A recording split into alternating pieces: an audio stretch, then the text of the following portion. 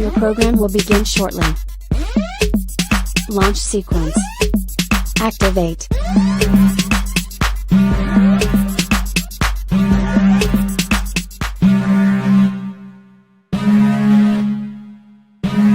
Warning, the following content is not politically correct. Viewer discretion is advised.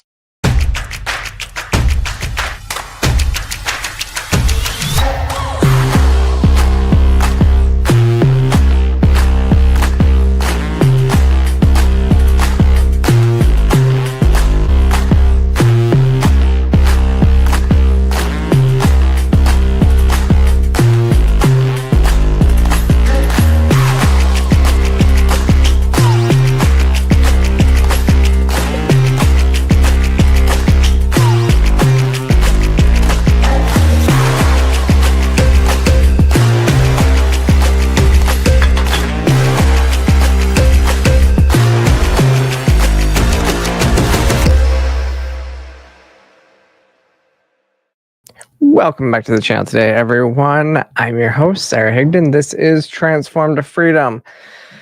So yeah, obviously we're switching things up this week. We're gonna have the show on a Tuesday because obviously yesterday was Cinco de Mayo, and I hope y'all enjoyed. I went out, had some dinner, enjoyed some margaritas. So that's why we're doing it today. Because it made more sense. It made more sense when I instead of just canceling the show for the week, we'll just move it a day and see how we do on this new this Tuesday lineup. But it's been an interesting week. There's been a lot that's happened this week. So I don't know if you follow me on X, which I hope you do. You do know that I had a big weekend. It was kind of a crazy weekend because Gorklan Rusk, or Elon Musk, acknowledged a post. So my friend Rothmus, who does a lot of these content posts and is always great about... See, I love Rothmus because he always tags creators. It's not content theft when you're pulling posts from other people when you're tagging them in those posts. So I love that. He gives a lot of creators a lot of credit, everything like that. What's really interesting is this post from 2 years ago, just over 2 years ago, is still getting the attention that it's getting. So this, as you see, this got 26.8 million impressions on it, and the main post itself got like something like 27 something impressions. But this was this was from, like I said, 2023, March 17th. Kim Kalasic out of Baltimore asked me, why aren't kids in the hood, or just asked a general question, why aren't kids in the hood transitioning to the opposite sex? I know the answer. I just want to see if you know. Comment below. And so my answer was, as in, if you've watched my stuff for a little while, you've heard me answer this before. This is literally the comment that the Southern Poverty Law Center uses when they refer to me. So it's... I say, well, because the typical demographic is upper middle class white kids of progressive parents for 2 reasons. They have time and money to worry about such things, and have been conditioned to believe through critical theory that they are an oppressor and there's no way they can escape that status. So they see this as a way to join the oppressed class for which they are celebrated for, instead of condemned. It's the relationship between CRT and queer theory. And I mean, I've written op-eds on this topic and how Antifa was pushing the BLM stuff through CRT. The CRT through the BLM riots of 2020. When that didn't work out, they looked at queer theory and said, hey, we can just opt in. We can also do that. Now, obviously this isn't a catch-all graphic. Obviously, when you hear me talk about different stuff like this, I mean, Kim mentions it in here too, says, thanks for sharing. I see many in the comments are confusing transgender adults with transgender children. Hopefully they figure out the difference between adults and minors. I said, very true. Every time this post resurfaces, it's clear people are missing the point. It's like, of course I actually, so of course I think dysphoric kids exist of all races and all areas. I was a dysphoric child in the 90s. But the current social contagion and medicalization of minors has happened for a few reasons, and this is a major one. I've also talked about the medicalization part. I've talked about parents being manipulated into the social contagion. This is just one aspect of this, and obviously, and Twitter's not really great for having these full-on conversations about this stuff, but this is just one aspect. Obviously, like I said, obviously it's not just this. It's interesting, the people that believe they're like, I'm not speaking in absolutes in this statement, but it is interesting to see this come up again and get 27 million more. I mean, well more than, I mean, it's probably got more than that, but 27 million views in 2 years later, because, and a lot of people thought it was right, you know. But that was so that was the big thing that I was contending with this weekend. It was kind of a nice weekend to go viral.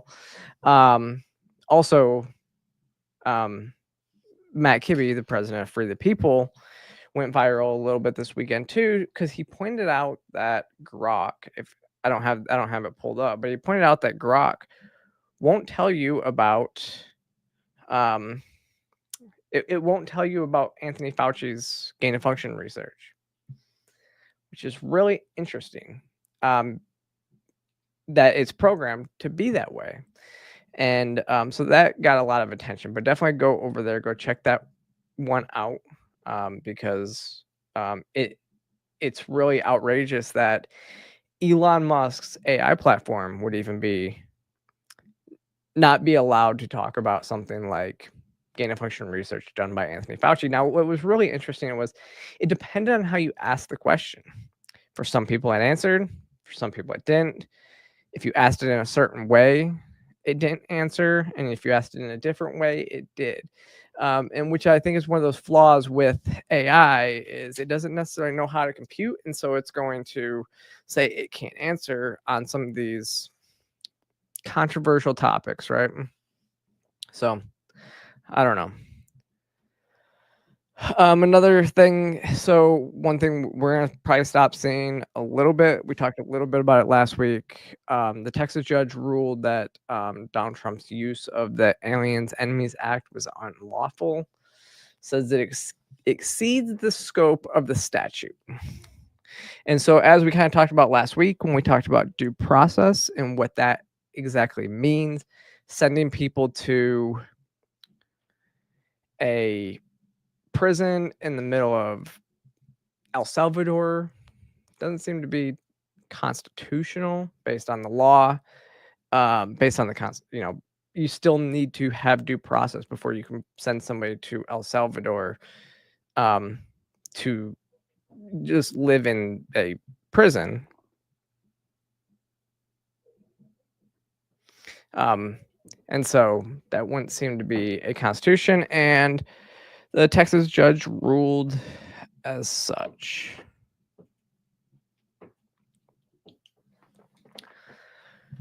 Another big topic for this week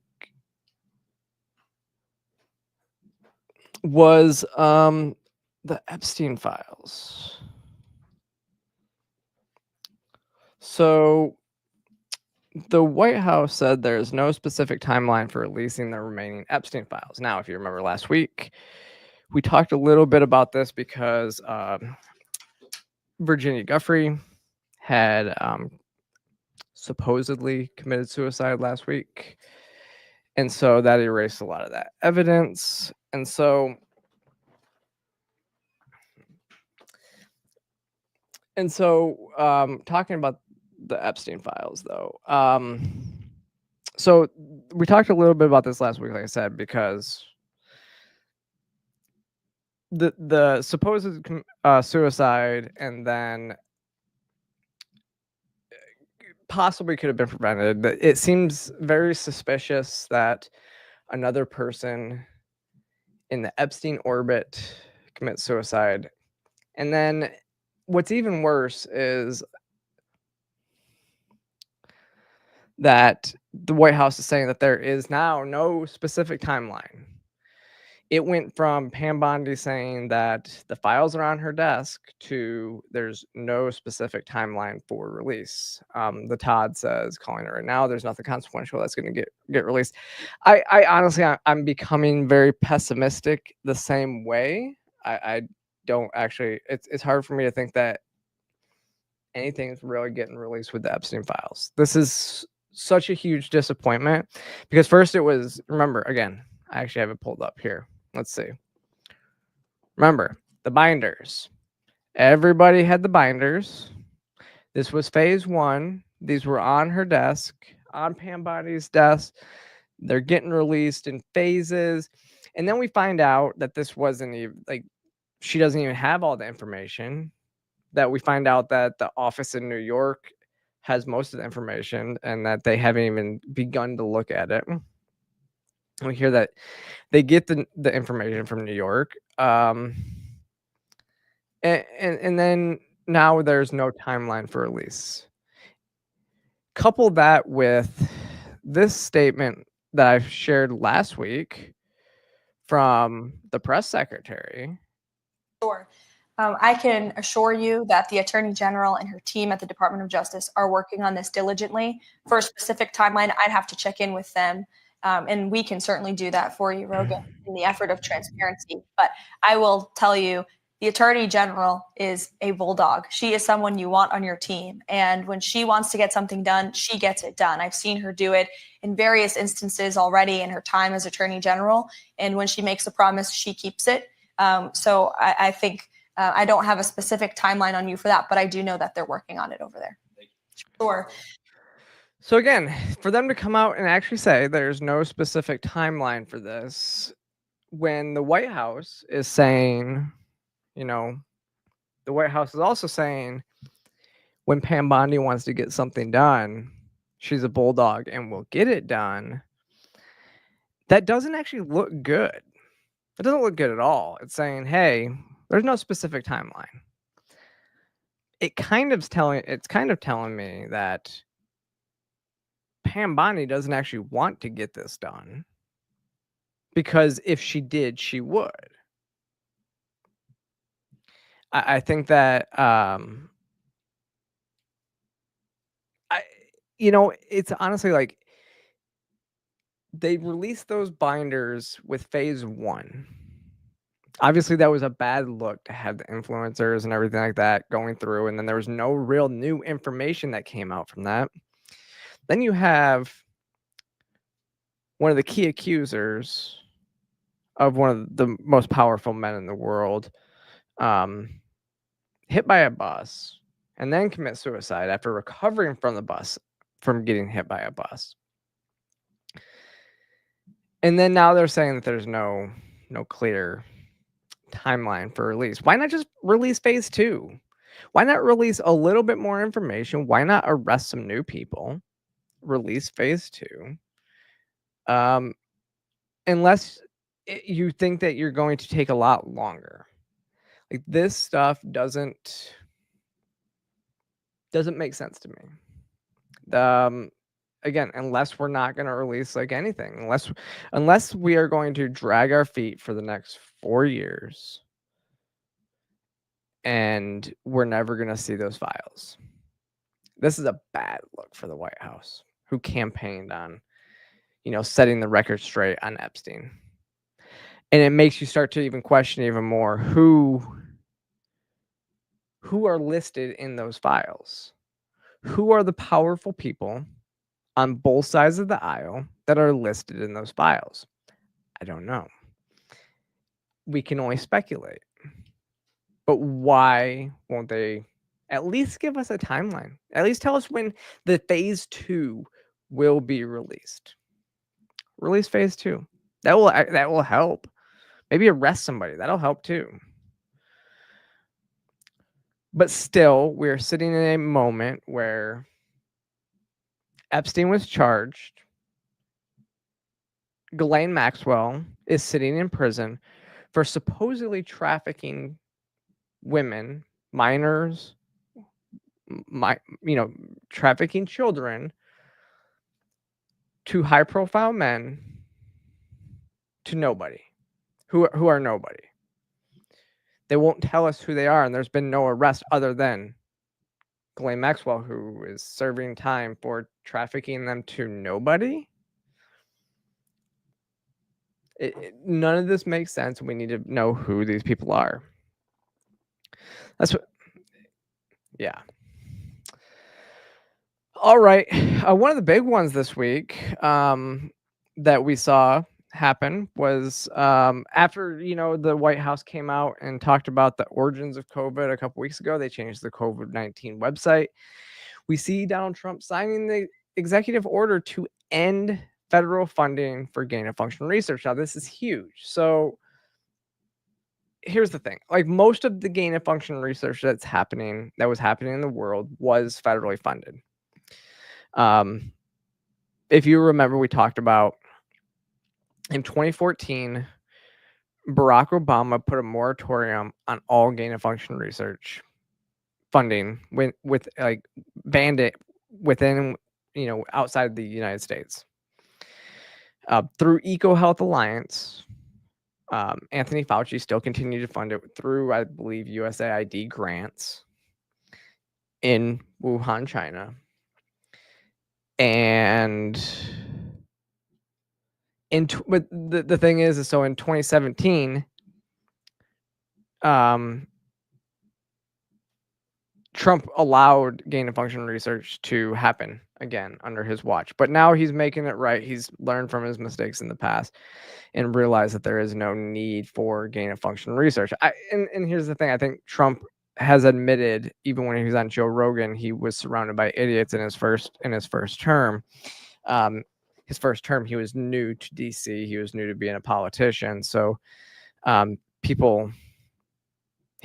let people walk all over him a lot in his first term, in my opinion. So now that he's kind of come to his senses and we actually understand what was going on in gain-of-function research labs, and thanks in large part to White Coat Waste, who exposed all of this animal testing,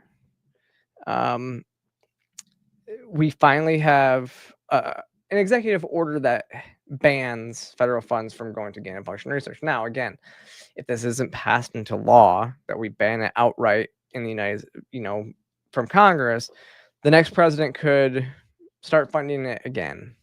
And that would be a very, very, very big mistake. It's like this, it takes like such a God complex, a hubris, that you can account for all these variables, and that you can ever account for what bioweapons that another country may or may not receive. It ends up with stuff like happening in 2020. It ends up you create, which if you saw, they recreated the Spanish flu doing this, which had been eradicated from Earth. It's a very, very dangerous prospect.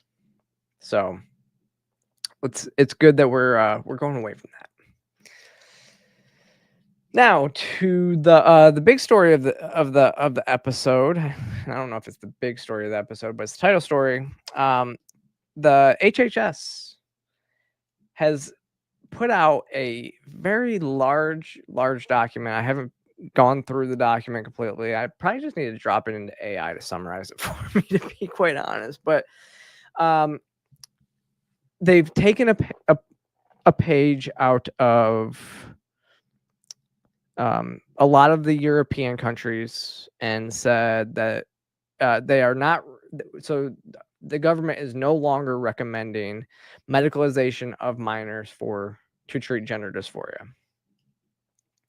they are recommending therapy instead, which is kind of where I've gone with a lot of this as well. It's like you work on the mental health aspect, get them to adulthood. In at the time that they are an adult, if they feel that this is still the right decision, it is their body, their choice at that point, that they can make this decision to medicalize if they so be it. As long as they are given proper information, right? I've kind of talked about this a little bit.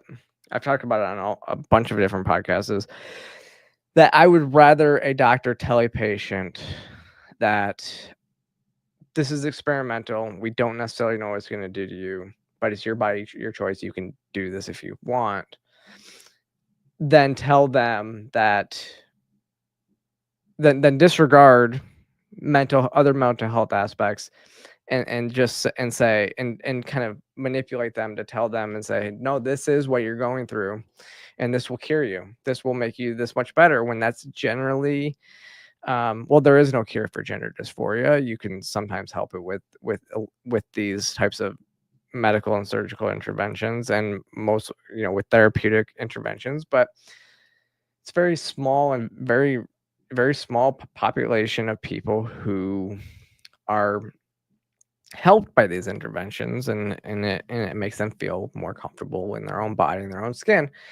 And so those doctors don't necessarily know that. They're not giving them all the information. So there's a difference between medical malpractice and then allowing people to choose for themselves based on the information that they're given. I would rather doctors say, do your own research. This is what I can tell you. But like I said, I would rather them say, it's your body, your choice. I don't know what this is going to do to you. Than tell them that this is the proper procedure for you, and this will help you, and it's not the right procedure, and not account for other mental health comorbidities that the person may be going through. But this is a 409-page review. So like I said, it's long, but it talks about the medical and surgical interventions for children and adolescents with gender dysphoria are widely promoted as essential and even life-saving, yet the evidence base does not support strong conclusions about their effectiveness in improving mental health or reducing gender dysphoria. The review stated that the effectiveness of psychotherapy for other mental health issues, other comorbidities, including those present alongside gender dysphoria, suggest it may be beneficial for gender dysphoria specifically. The issuance of the report came after Donald Trump signed the executive order in January, telling them to conduct this review. Follows European guidance. Sweden, Finland, and England have all changed their, after the CAS review came out, changed their guidance. It says the review found that overall quality of evidence concerning the effects of any intervention on psychological outcomes, quality of life, regret, or long-term health is very low. And this is why, like, I've often now said that I think that there needs to be a very strict guidance for what the diagnosis for gender dysphoria. And I think from my own personal, from what I've seen, everybody that I know that's happy in their transitions as adults knew from a very young age, but I don't think you can actually diagnose it until you're in adulthood. So it needs to persist from your very earliest memories all the way into adulthood and beyond.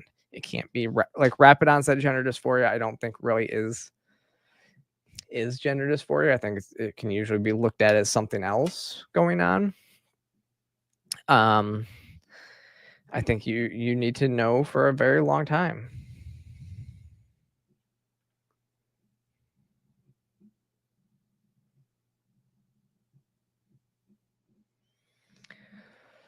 So Todd says, I went to a gender therapist, and right up front, I was considering HRT. Yet I wanted to do therapy for a little while first.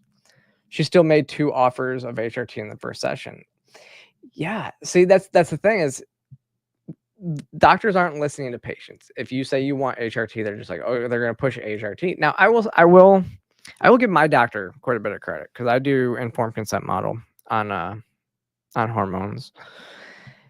I will give her a lot of credit because when I talked to her initially, I said, I want to do this, but I'm waiting so I can make other arrangements for different things like fertility preservation and stuff like that, right? And she was totally cool. She actually was like, yeah, you should be doing that. So let's push off on that. We're going to wait till you do that. And that's something that more doctors need to be like pushing. Like, have you talked to a therapist about this? Have you done this? I mean, even they still have a responsibility to be like, hey, have you read up on this? What do you know about this? Like, to kind of get that idea. If you don't want to go to a therapist, you shouldn't have to. I mean, you shouldn't, but when you tell them that you are considering therapy first, just to verify, just to make sure, and they still say, well, are you sure that you don't want us to just write you a prescription now? That's off. There's something there. That's wrong. They shouldn't be doing that. If you're saying that, if you're questioning it in your very first doctor's appointment, the doctor should still be like, okay, well, you're questioning it now, so maybe you should go get a therapist letter. Maybe you should go see therapy first and verify that this is the right thing that you're going to do, because especially as a male, you're going to sterilize yourself after 3 months. It's not a very long time, and you're going to be sterile for the rest of your life.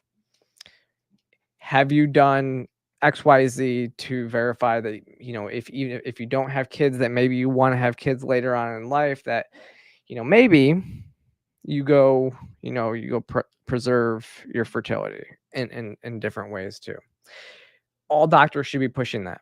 All doctors should be verifying that type of stuff.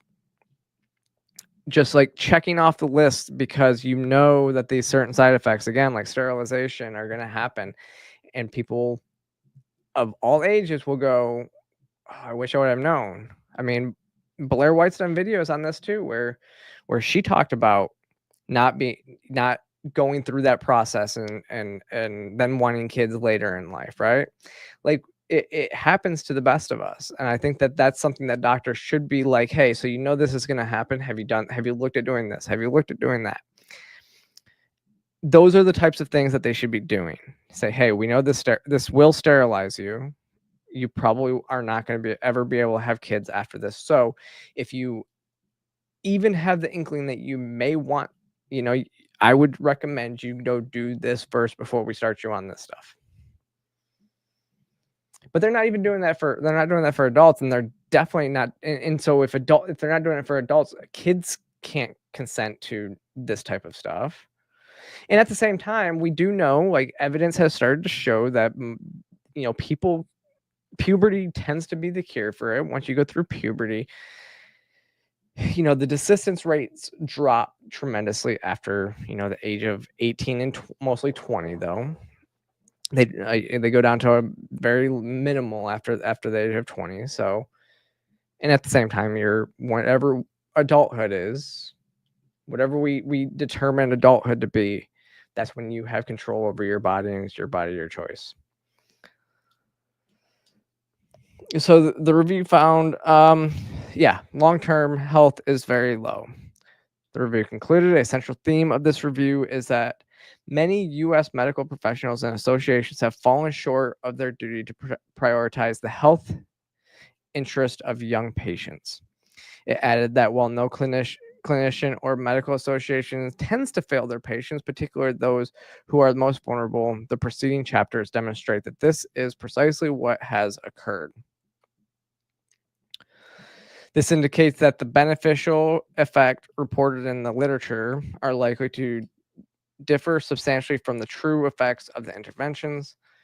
The report also noted that mischaracterization of therapy for those with gender dysphoria as conversion therapy, stating, critics of exploratory psychotherapy for gender dysphoria claim that therapists are trying to promote gender identities that are aligned with the person's sex assigned at birth, a less theoretically laden description would be that the same therapists are trying to help children and adolescents come to terms with their bodies. Discomfort with the sexed bodies or societal sex-based expectations is common during puberty and adolescence.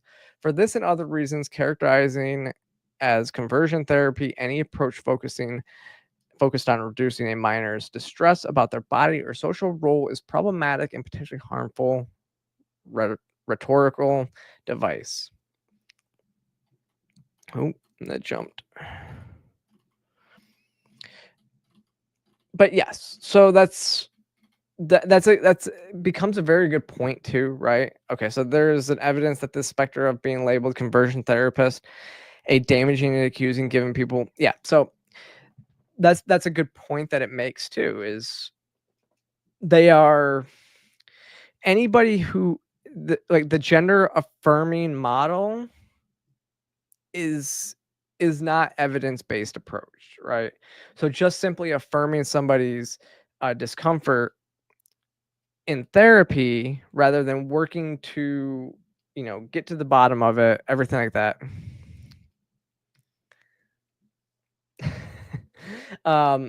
They will.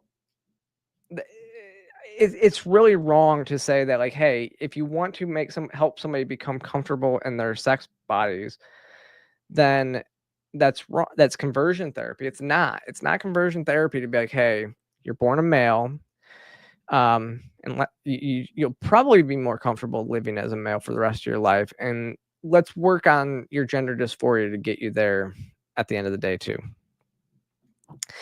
Thank you, Adrian Curry, sends us $10 super chat and said, I just slipped into your DMs in a very appropriate way. I'm sure. I'm sure. Thank you so much for the super chat. It's very sweet. But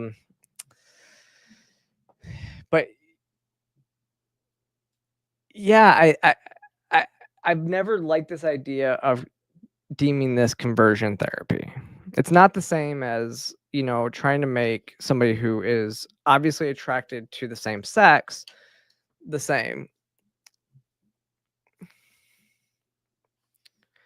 No, you're absolutely right. It should start. And if somebody simply cannot conform to live happily, then they must do what they must do. And that's kind of where, I agree. It's like we should start with, hey, you don't feel comfortable in your body. Most kids, most teenagers don't. And then we also see a lot of now we're seeing a lot of young girls who have been, sexually assaulted, who would rather opt out of womanhood because being objectified as a woman would not be comfortable, right? It's not always pleasant. And so that's why we're seeing them want to opt out of womanhood. So what a good therapist should do is really determine, is this gender dysphoria? When did you start feeling this? Like I said, every transsexual that I know that is happy in their transition knew from the very earliest age. Rapid onset gender dysphoria tends to be, what I've seen is something else going on. If you've not felt this from a very young age, then that's probably not gender dysphoria. You're probably not feeling comfortable with puberty. You may be not like, what's happening to your body. You may be going through a social contagion where you think, maybe I'm gender nonconforming, so maybe I'm just gay and gender nonconforming and don't fit societal norms when it comes to gender. And so, but that doesn't make you gender dysphoric. That just means that you like different things and you don't conform to sex-based stereotypes, and that should be okay in this society. But it doesn't mean you're trans, and any therapist that is working with you should work through these issues with you before they jump to, yes, you're trans. Let's start you on this gender affirming model where, of course, you're trans. Everybody's that comes to us and says that they're trans must be trans, right? It's not the case, and it doesn't work that way. So I'm actually really excited to get down kind of into this document. Like I said, I don't know if I'm going to read it all.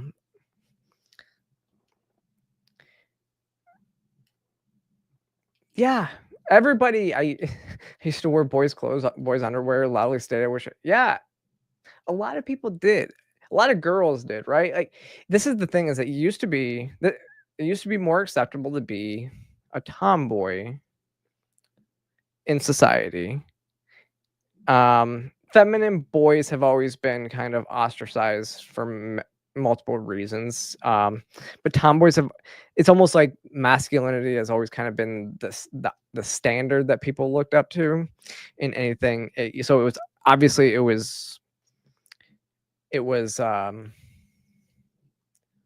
for girls, it was okay. Yeah, why wouldn't you? Of course, you want to be more masculine, because in the patriarchy, right? The whole patriarchy stuff, like, it would be more acceptable to be a masculine girl than why, as a male, as a man, would you want to be feminine? And so that was more ostracized from society. And now it's kind of interesting that we've kind of seen it flip. That this whole thing has kind of come out and was like, yeah, Adrian, if you were a kid today, I know, and it's not even like with you, because I mean, a lot of butch lesbians in general have been told that because they continue to, present more masculine stereotypes, that they're trans, even though they're not.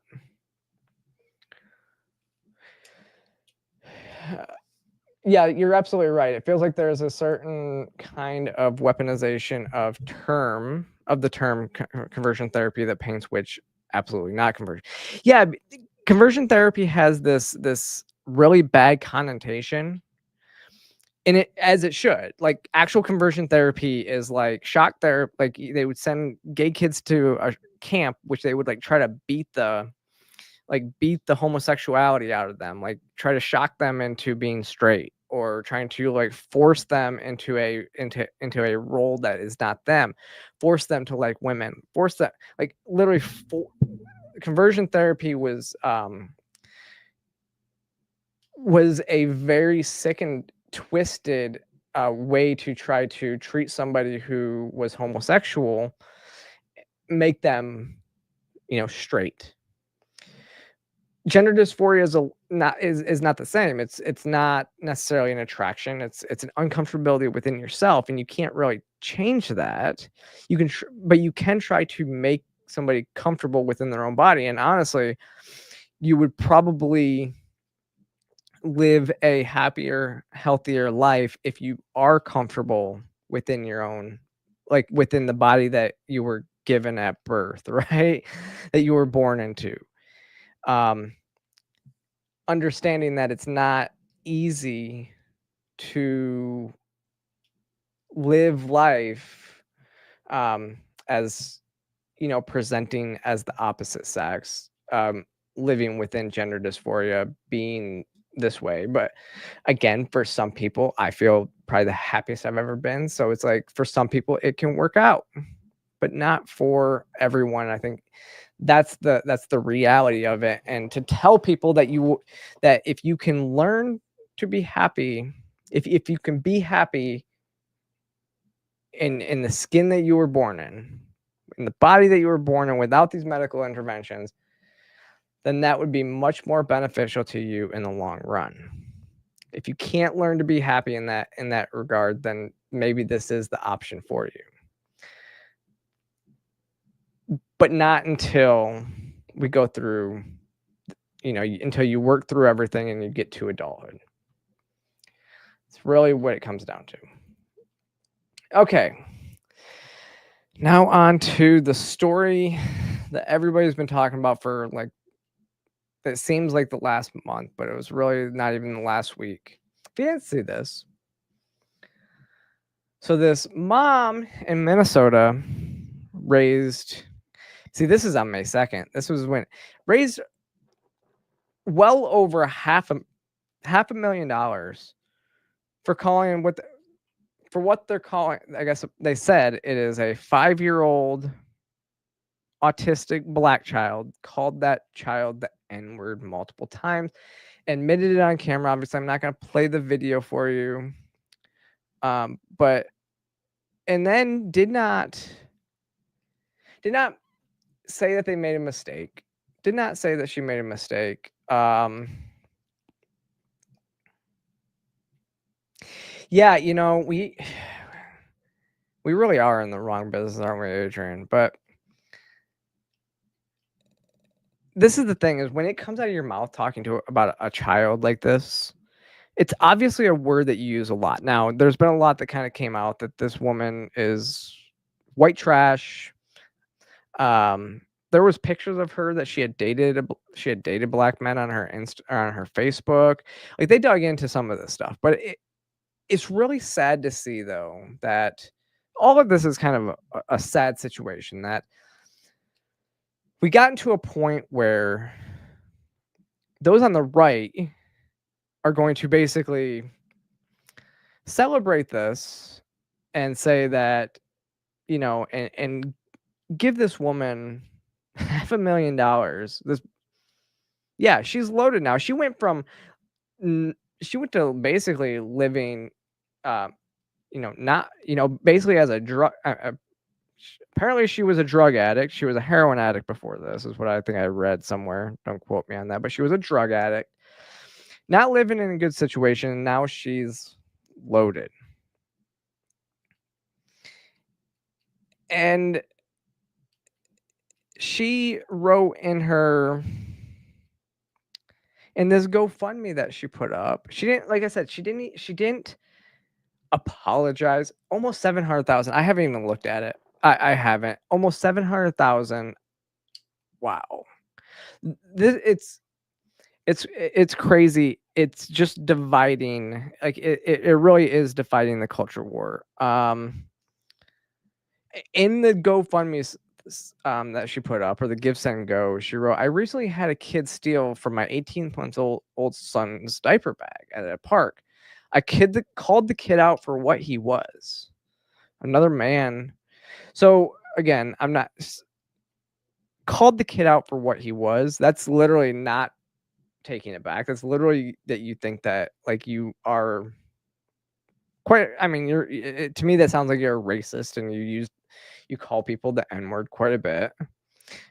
It's obviously not a good situation. I don't want to reward behavior like this. We're not going to reward people for bad behavior, especially with $700,000. And they're trying to compare it to this Carmelo Anthony who stabbed the kid at the track meet. And they made over $500,000 for his legal fund. I mean, this is what's really crazy, because then you have like this Luigi Mangione who raised a ton of money for his legal fund for killing a CEO in cold blood. It's on camera. Like, what are people doing? Like, why are people celebrating this, like, murders and bad behavior like this? And this is why it's starting to get kind of, it's getting crazy. So she obviously has no remorse. Now, she was doxxed. Her social security number was leaked. My address was leaked. The phone numbers have given out freely. Family members are being attacked. Obviously, it should go without saying that, yeah, saying the N-word is not as bad as the stabbing and killing of a kid. I get that. It is also a different situation. So there is part of this too, though, whereas there is, like, why won't they release the video of what happened? Of what happened before the stabbing in that situation, because obviously I think they raised a lot of money thinking that this was more of a self-defense. You know, they're thinking that he has a reasonable claim to self-defense or whatever. I also think that there is something, again, with the Luigi Mangione stuff. I do think that there is something with the left where they are, like, they're almost celebrating murderers at this point.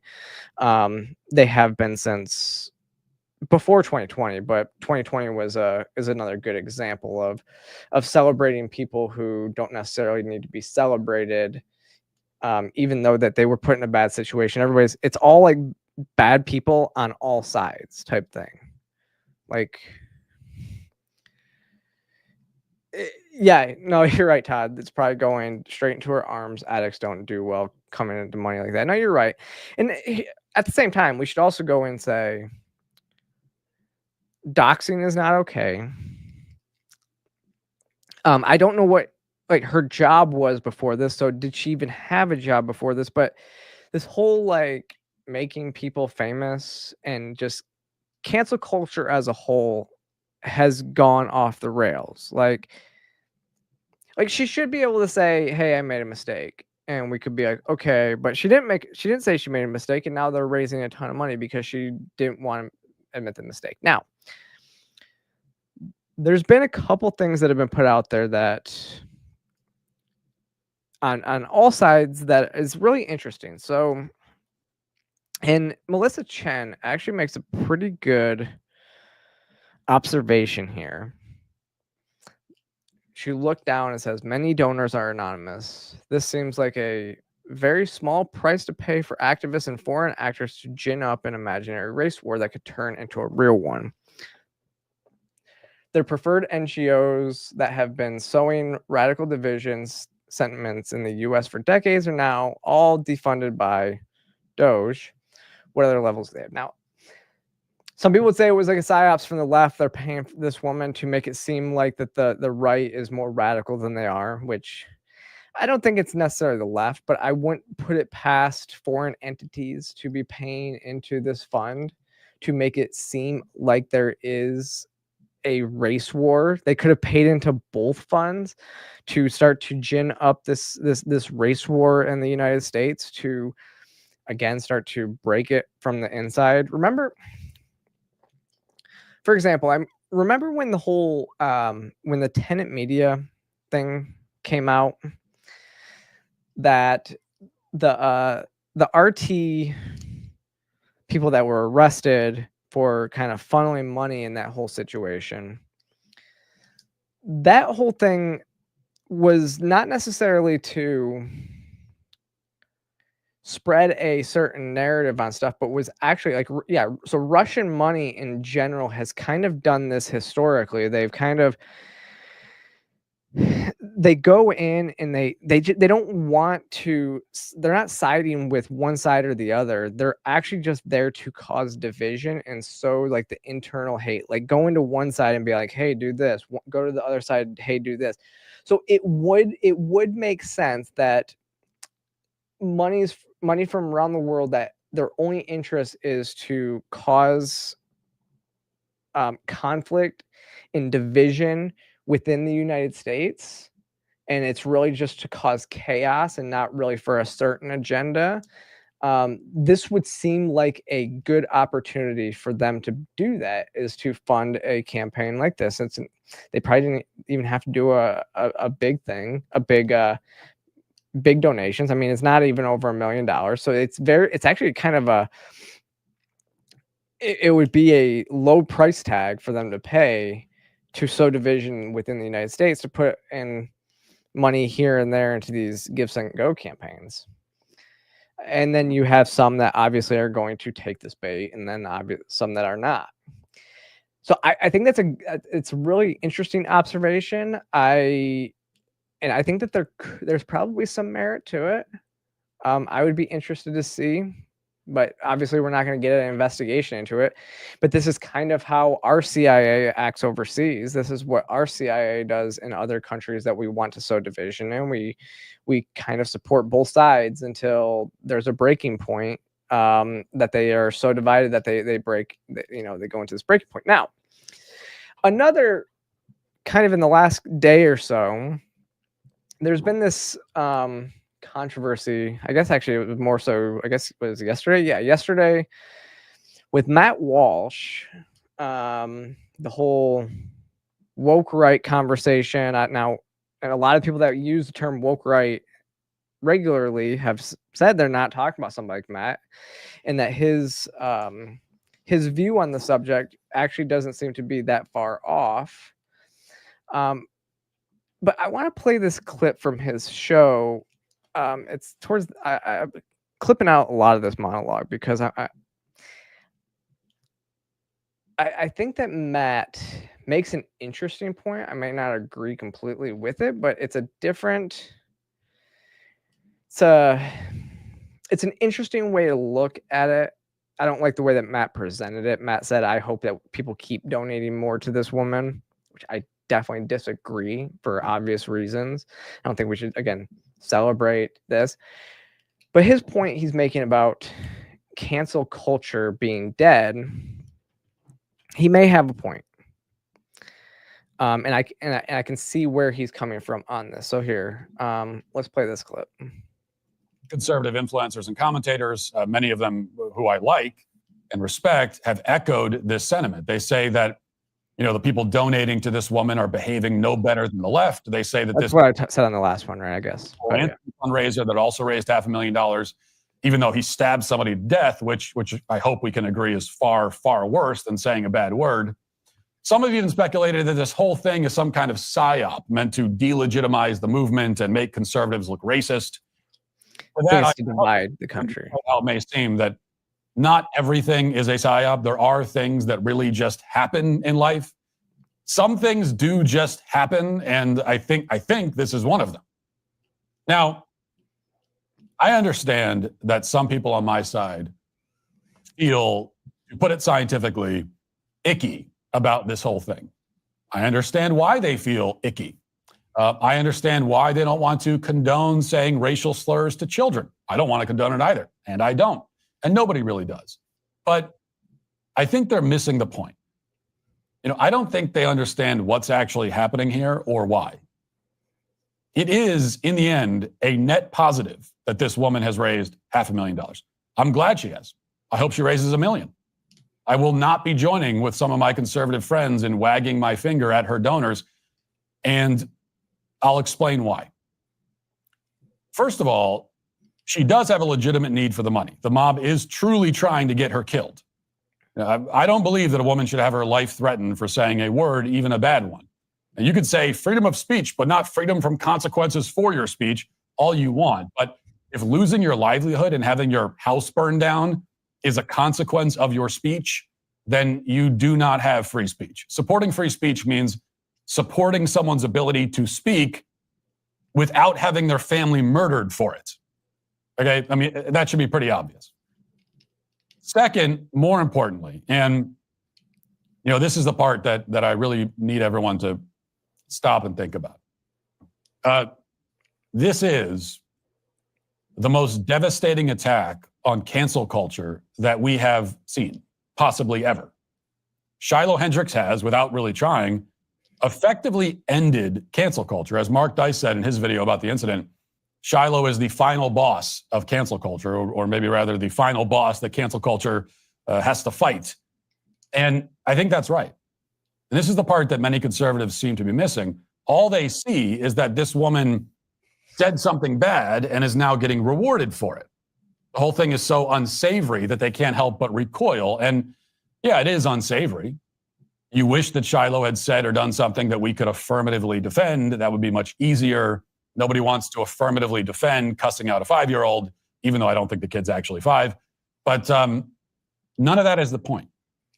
The point is that the only way to put an end to this routine, the routine where the outrage mob mobilizes and assembles to destroy somebody's life, is to disincentivize the routine. And the only way to disincentivize that behavior is to reward the person who's being targeted. Now, we can complain all we want about the mob tactics and how they silence and punish people and exact vengeance in wildly disproportionate ways. We can condemn it. We can write think pieces about it. We can deliver monologues. None of that matters. None of that will stop them. The only thing that can stop them, the only thing that will make them think twice about doing this again, is if they know that instead of getting their target canceled, they might accidentally make them rich. And more important, even than the money, they must know that their attempt to isolate and ostracize somebody will fail. That for every person condemning the targeted person, 2 more will rally to their defense. The motto of the cancel mob for a long time has always been, make this person. So he's not wrong. As much as, like he says, I detest what she says, And I wish that it wasn't somebody like her receiving this money. I don't think this is the end of cancel culture.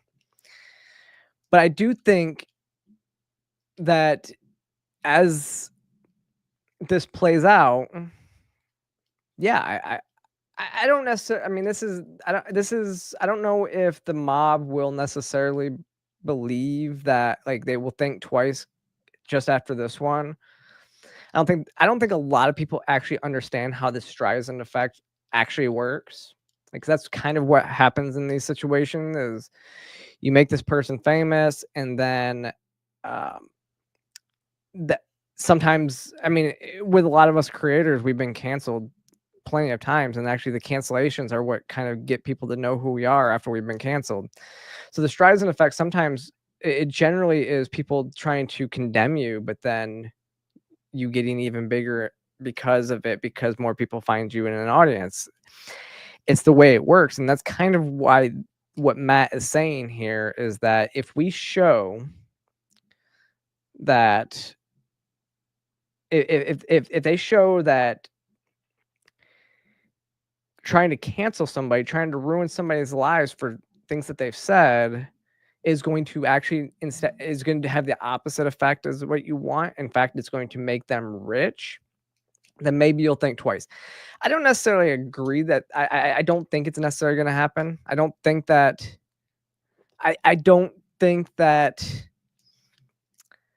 people are going to just go ahead. I don't think the left is that smart.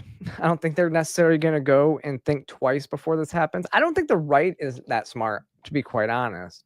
That's why Matt's the only one that's actually kind of saying this and really bringing this point. He's getting a lot of flack for saying it. Is because I don't think that either side really understands, again, how the Streisand effect works. Like, if we did, we wouldn't push outrage mobs constantly. Like, this is the whole idea of X, is that people are constantly trying to dunk on each other and trying to cancel on each other. I mean, I have people constantly trying to, like, they literally post what I'm doing on a daily basis without any thought that, hey, all you're doing is driving more people to me, because when they come and see me, then they realize that I'm not this caricature that you've made me out to be. So the idea that I just don't think that people understand this. I think that the left is not going to stop at this notion. I think if it was anybody but this woman using the word that she did, if she had used any other word, I mean, think about this. The right is not, they're not going to care if, somebody calls any other thing. Like, there's tons of other slurs out there that you could use that the right is not going to. Heck, if this woman, I mean, I don't even know I don't know where to go with that, but there are so many different things that the right would be like, I don't care. I'm not gonna give this person money if they're trying to cancel her. It's simply because it was a white woman who said the N-word, that there are plenty of people on that side of the aisle who will take this and run with it. But at the same time, I understand where Matt's coming from, where maybe if you make these people rich instead of canceling them, then maybe they'll think twice. It kind of goes along with the whole premise of never apologize. If you said something that disturbs the mob, don't apologize. The apology often makes it worse. And so we've been conditioned to not apologize because there's no reason to at this point, especially if it's a fake apology. She sucks, but this is just people retaliating for the other guy's GoFundMe. Yeah, I agree. I don't think a lot of the people that are donating to this are doing it because of Matt's reasoning either. His reasoning, I understand it, and it's valid, actually. I mean, I think there is some truth to what he's saying, but is it gonna cancel Is it the end of cancel culture? No. I don't think it really is. I think it's going to continue to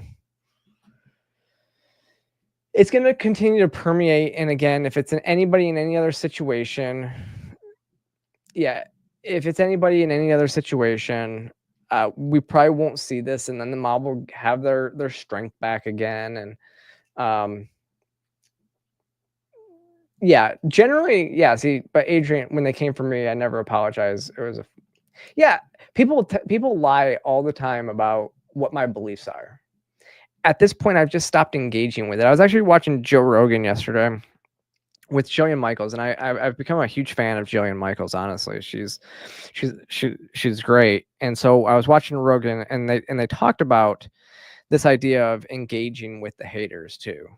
I've kind of learned that the more you engage with the haters, the more that you embolden them to continue, because they feel like at some point they're getting under your skin. And so if they feel like they're getting under your skin, then they are more emboldened to continue to attack you and attack you and attack you. When you just start muting them and stop worrying about what people are saying about you online, and understand that most people see that it's lies anyways, then you don't really worry too much about what these people say. And so that's why I've kind of stopped worrying about it as much, and stopped obsessing over what negative things people say. I am who I am.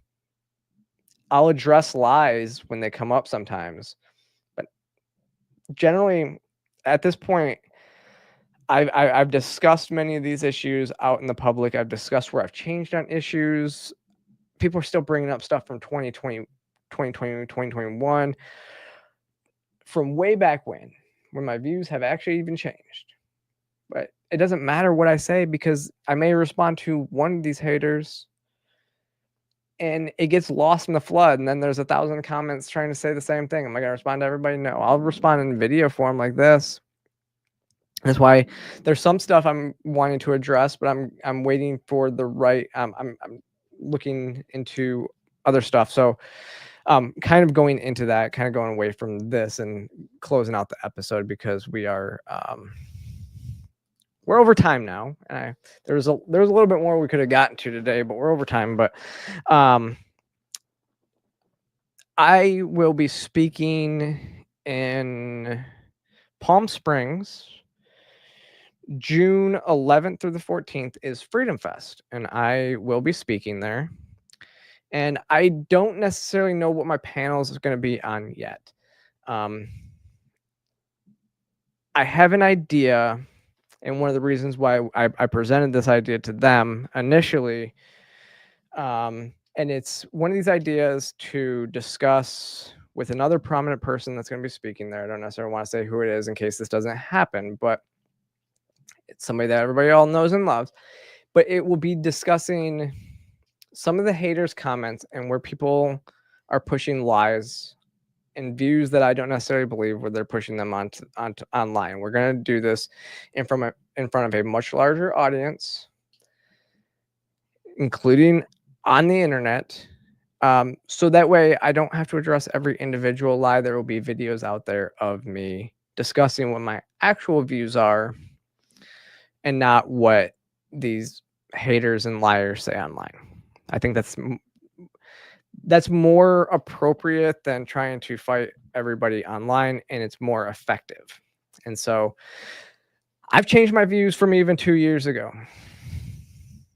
And that's and so it's not beneficial for me to just come out and fight against haters online, especially not for my mental health. But with that, I thank you all for joining. And if you've made it this far in the show, make sure you click that like and subscribe button. Follow me across all social media platforms, and I will see you next time.